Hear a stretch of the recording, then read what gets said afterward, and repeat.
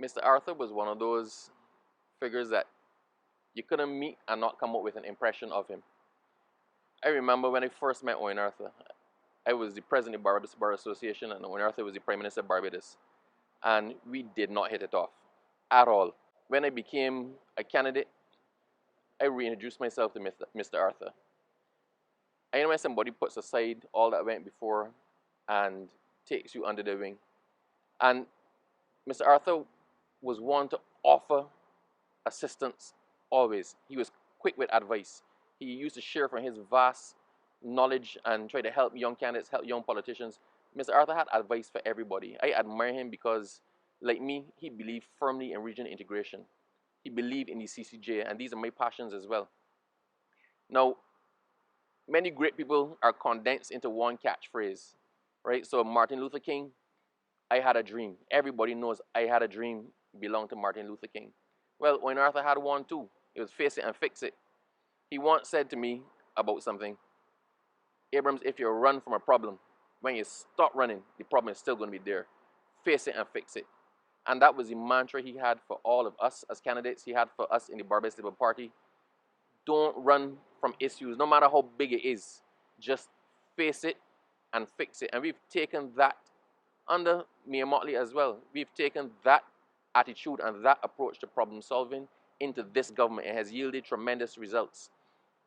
Mr. Arthur might have said many things in his life, but the one that resonates that most people have heard. If you knew Owen Arthur, at some point in time, he would have told you this. If you had an issue that you didn't deal with well, at some point in time, he would have told you this. Face it and fix it. And Arthur did it his way. He faced our problems and he fixed them.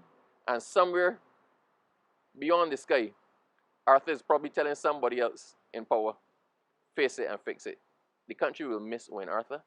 I will miss him for the stability he brought to our country, for what he represented to the Barbados Labour Party, and for his massive, gargantuan contribution that was well above his own diminutive size that he made to the Caribbean community and to the world in general. He was truly a great man, and we were blessed to have had him as a Prime Minister for as long as we did, and we were blessed to have had him as a son of the soil. May he rest in peace. I would want to begin by emphasizing that I enjoyed the benefit of a very warm personal friendship and relationship with former Prime Minister Arthur. It is often said that in public life and in politics in particular, there is no such thing as a true friendship. But that man has been an excellent friend to me, and I received the news of the passing of his death with tremendous personal sadness. He was a mentor in many ways. At every stage of my political career, he would have been offering words of encouragement, support. He was an excellent source of knowledge at all times. And our relationship remained, even after he left the party, our relationship remained very strong.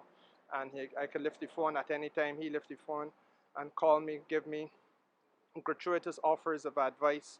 I could lift the receiver, consult with him. So I will truly miss him. At a national level, I think, as I've said before, I think Owen Arthur was one of the greatest sons of the soil. He has been a stalwart in the Caribbean region. He has fought to put Barbados at the forefront of CARICOM. It is true that due to his work and hard effort, we were able to modernize the Barbados economy. And I think that he had the courage to confront a lot of the social challenges of our time and to robustly take them on with a view to making sure that we dealt with issues of injustice in the society in Barbados and inequality in the Barbadian society. So that in many ways I think that Barbados is indebted to Owen Arthur, certainly at a personal level I am, and I hope that he has eternal rest and peace and that his soul marches on. Certainly, I could speak on behalf of the Barbados Labour Party. It is a tremendous loss. The death of Right Honourable Owen Seymour Arthur. I, in fact, have the privilege to now represent some of the districts that he used to represent as Member of Parliament when he first started his parliamentary career, the Wim, Aston Hall, and Roadview. And I'm sure it be felt even more among those in that area. After all, he was born and grew up near to Aston Hall in St. Peter. Look, Owen was consummate nationalist and regionalist. I mean, he would always be associated with the Caribbean single market and economy and regionalism and Caribbean Court of Justice. He was a man for the times. The 14 years that he was political leader of Barbados were some of the best years that Barbados had economically ever. I mean, when he left office, unemployment was down 6.7%, the lowest it had ever been, as I continuously say, since the abolition of slavery. And a tremendous economist and teacher.